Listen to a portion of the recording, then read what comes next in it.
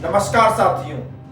आज मैं आपके बीच में एक ऐसे मुद्दे को लेकर आया हूं जिसने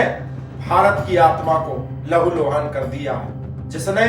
भारत की अस्मिता को रौंद दिया है, जो लोकतंत्र का चौथा स्तंभ कहा जाता है, जो दबे कुचले लोगों की आवाज बनता है, जो सत्य के पक्ष में सरकार के विरोध में भी खड़ा हो जाता है, जो समाज को आईना दिखाने का काम करता है। जी हाँ, मैं बात कर रहा हूं भारतीय लोकतंत्र के चौथे स्तंभ मीडिया की। जी हाँ,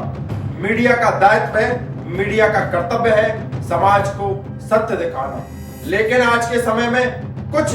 मीडिया चैनल ऐसे हो गए हैं जो टीआरपी की अंधी दौड़ में, विज्ञापनों के लालच में और जल्दी खबरें दिखाने की होड़ में गलत खबरें भी समाज के बीच में प्रचारित और प्रसारित करने लगे हैं और अपनी विश्वसनीयता को नष्ट करने लगे हैं।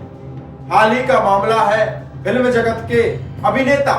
धर्मेंद्र जी की मृत्यु की खबरें ये मीडिया चैनल न केवल प्रचारित और प्रसारित करते हैं बल्कि उनको श्रद्धांजलि भी अर्पित कर देते हैं। लेकिन शाम को उनके परिवार के लोग सोशल मीडिया के माध्यम से बताते हैं कि अभी वो जिंदा है और उनका इलाज चल रहा है। ये कोई गलती नहीं है, ये पूरा गलतियों का एक पुलंदा है, गलतियों की एक श्रृंखला है। कभी कुछ मीडिया चैनल 2000 के नोट में चिप होने की बेहुदा और बेतुकी खबरें समाज के सामने परोसते हैं, तो कभी ये हमारे भारत के सीडीएस जनरल बिपिन रावत जी के प्लेन क्रैश जब होता है तो एक जिम्मेदार पत्रकार शराब के नशे में धुत आकर के लाइव में उनकी खबरों को जो है बताता है और नशे में उसको ये होश तक नहीं रहता सीडीएस बिपिन रावत जी की जगह वो बीपी सिंह कह देता है। आप बताइए ये मीडिया किस तरह से अपनी विश्वसनीयता खोता जा रहा है और फर्जी खबरों के लिए बढ़ावा देता जा रहा है। जब बात धर्म की आती है, जब बात साधु संतों की आती है, तो ये मीडिया फर्जी खबरें चलाने में, झूठी खबरें परोसने में पीछे नहीं हटता है। कुछ मीडिया चैनल ऐसे हैं जो बिना सिर पैर की खबरें दिन रात बताते हैं। 2013 अगस्त के महीने का मामला है जब संत आसाराम बापू का केस जब आता है तो ये मीडिया चैनल जहां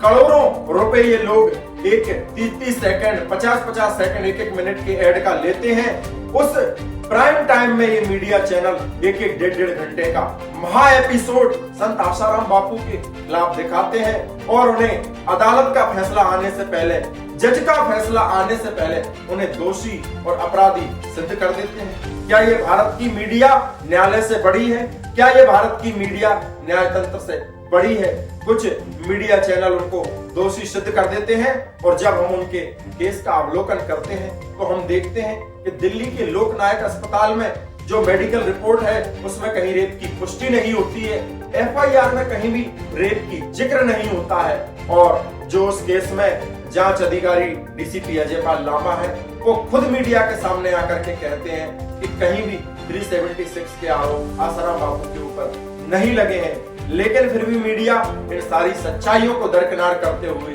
फर्जी खबरें 8 से 10 महीने तक चलाने का एक वर्ल्ड रिकॉर्ड झूठ परोसने का बना लेता है। और जब आसाराम बापू के केस में बड़े बड़े न्यायविद, भारत के सुप्रसिद्ध न्यायविद डॉक्टर सुब्रमण्यम स्वामी कहते हैं कि बापू आसाराम का केस पूरी तरह फर्जी है। भारत के और भी कई सीनियर एडवोकेट श्री अश्विनी उपाध्याय जी, कीर्ति आहूजा जी, श्री हरिशंकर जैन साहब, विष्णु शंकर जैन साहब, धर्मेंद्र मिश्रा जी जैसे वरिष्ठ वकील कहते हैं कि हमने आसाराम जी बापू के केस का अवलोकन किया है, ये पूरा का पूरा केस फर्जी है, पूरा का पूरा केस बोगस है, आसाराम बापू को षड्यंत्र करके फंसाया गया है। और ये भारत के कुछ मीडिया चैनल उन्हें दोषी और आरोपी सिद्ध कर देते हैं और समाज के मन में उनके प्रति एक नकारात्मक छवि बना देते हैं। और जब हम देखते हैं कि साध्वी प्रज्ञा सिंह का जब मामला चला था तो भगवा, आतंकवाद और तरह तरह के अपमान्य शब्दों को बोल करके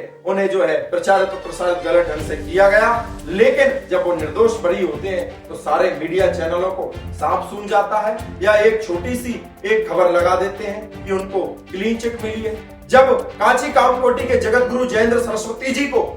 झूठे केस में दिवाली की रात में 2004 में अरेस्ट किया जाता है तो ये मीडिया चैनल गला फाड़ फाड़ के उनके बदनाम करते हैं और जब वो निर्दोष बरी होते हैं 9 साल के बाद तो कोई भी मीडिया चैनल जो है स्पष्टता के साथ में उनकी खबरें नहीं दिखाता है, थोड़ा बहुत कहीं हेडलाइन जो है दिखा देता है। आप स्वयं विचार कीजिए, आज हिंदू समाज, आज सनातनी समाज जाग रहा है। अब समाज जो है इन फर्जी खबरों पर विश्वास नहीं करता। हम सारे मीडिया चैनलों की बात नहीं कर रहे हैं, हम सारी पत्रकारिता की बात नहीं कर रहे हैं, लेकिन अधिकतर मीडिया चैनल जो टीआरपी की अंधी दौड़ में, जो चंद पैसों की अंधी दौड़ में अपने धर्म के साथ, अपने राष्ट्र के साथ, अपनी संस्कृति के साथ में जो गद्दारी कर रहे हैं, उनको विचार करना चाहिए और सनातनी समाज को, भारतीय समाज को और सरकारों को इन पर लगाम लगाना चाहिए और समाज को भी इस तरह के मीडिया चैनलों का बहिष्कार करना चाहिए। और जो अच्छे मीडिया चैनल है, जो जिम्मेदार मीडिया चैनल है,